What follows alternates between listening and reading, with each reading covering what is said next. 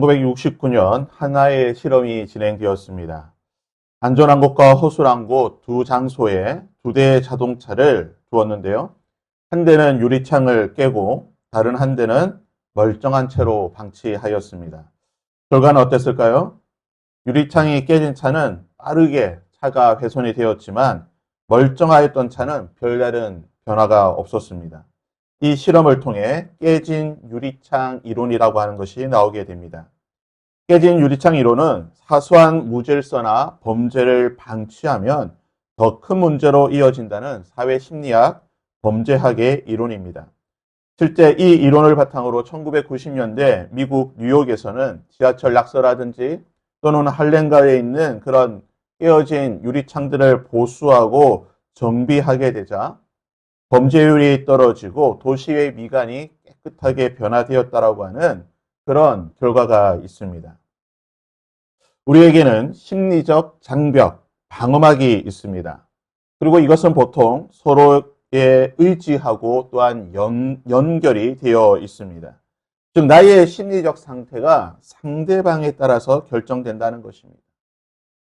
줄을 잘 서고 있다가 누군가 한 사람 또는 한두 곳에서 그 줄을 무너뜨리는 새치기를 한다든지 또는 여러 가지 일들이 발생하게 되면요. 아무리 줄을 잘 서더라도 나의 심리가 흔들린다는 거죠. 내가 이렇게 고생해서 설 필요가 있을까? 나도 저렇게 새치기를 하고 좀 더 빨리 줄을 설 수 있도록 줄을 옮긴다든지 다른 방법을 구해야 되지 않을까?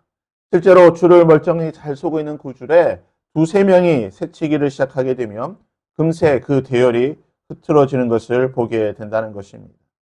줄을 잘 지켜야 된다라고 하는 질서를 지켜야 된다라고 하는 그 심리적인 방어선이 한 사람 또는 두 사람의 새치기로 인해 그 장벽이 무너진다는 것입니다.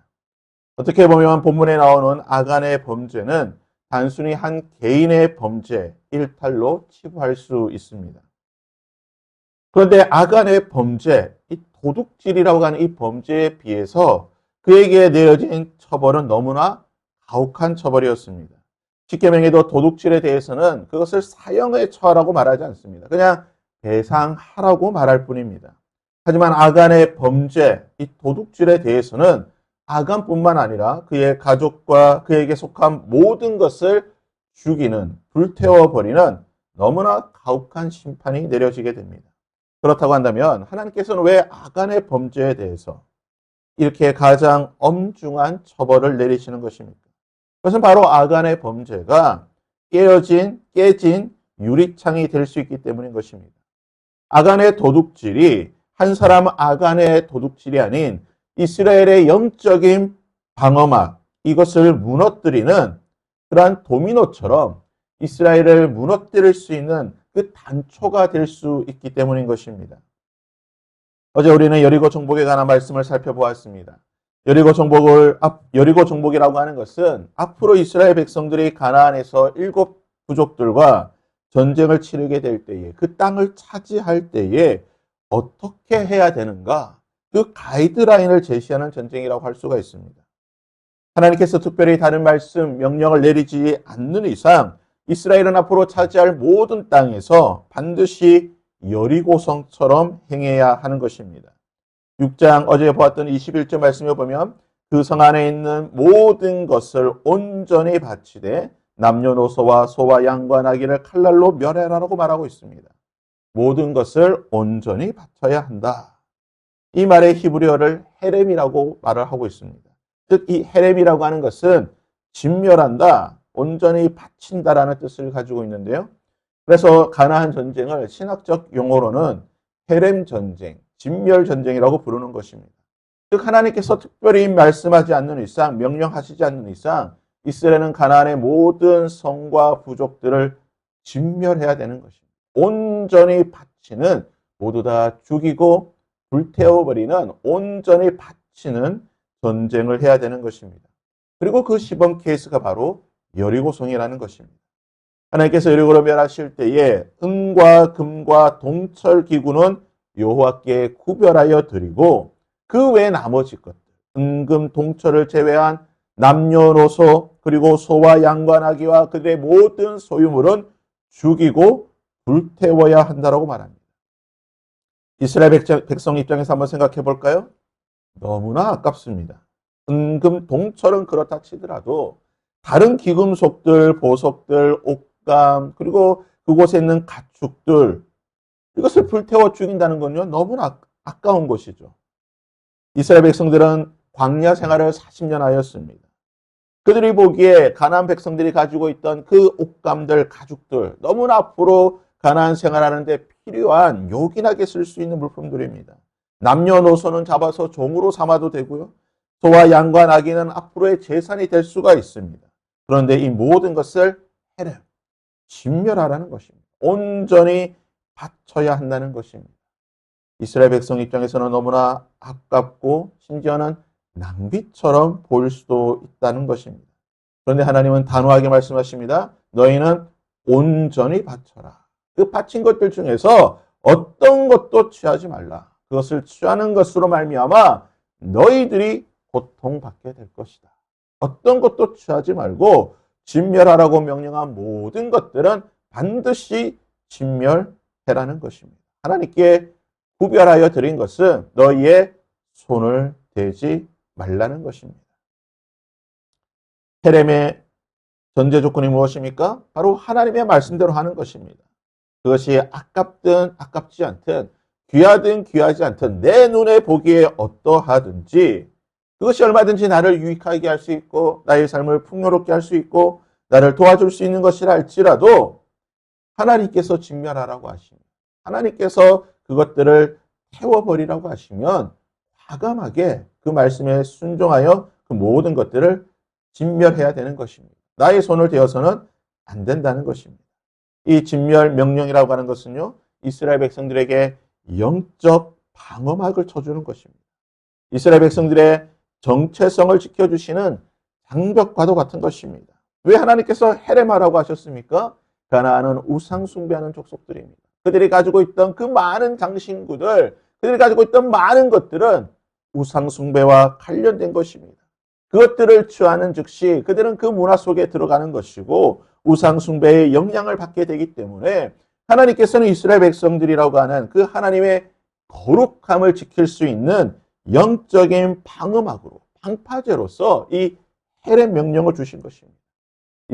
가나안의 그 타락한 문화들, 그 타락한 물건들을 통하여서 이스라엘 백성들이 범죄하지 아니하도록 우상 숭배에 빠지지 아니하도록 그들의 거룩함을 잃어버리지 아니하도록 하나님께서는 영적인 방어막을 치신 것입니다. 장벽을 세우신 것입니다.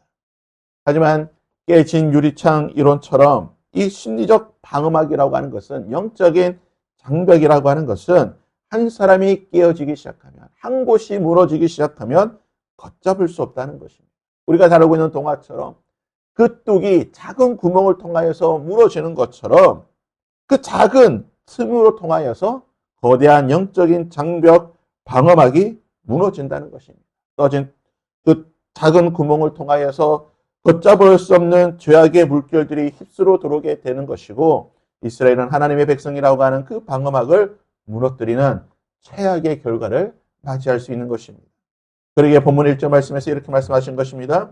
이스라엘 자손들이 온전히 바친 물건으로 말미암아 범죄하였습니다. 헤렘이라고 하는 그 하나님의 말씀을 범죄하였는데 누가 범죄하였습니까? 한 사람 아간이 온전히 바친 물건을 가졌습니다. 여호와께서 이스라엘에게 진노하십니다. 한 사람 아간이 이 헤렘의 명령을 어긴 것은 단순히 한 사람 아간의 범죄가 아닌 이스라엘의 영적인 무그 방어막을 무너뜨릴 수 있는 심각한 범죄였기 때문인 것입니다. 이스라엘 백성들이 여리고를 정복할 때 어떤 모습이었을까요? 아마 난리통도 그런 난리통이 없었을 것입니다. 60만 군대가 여리고성을 7바퀴 돌고 난 뒤에 소리를 지르자 성이 무너지니까 60만 대군이 성 안으로 쏟아져 들어갔습니다.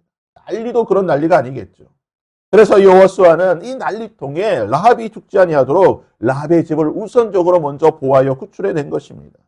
난리통이니 누가 무엇을 하든 신경 쓰겠습니까? 더군다나 이스라엘 백성들은 지금 어떠한 마음 상태일까요? 영적인 카타르시스를 느끼고 있는 상태입니다. 하나님의 말씀대로 기적을 경험하였습니다. 그들은 한참 승리감에 젖어 있습니다.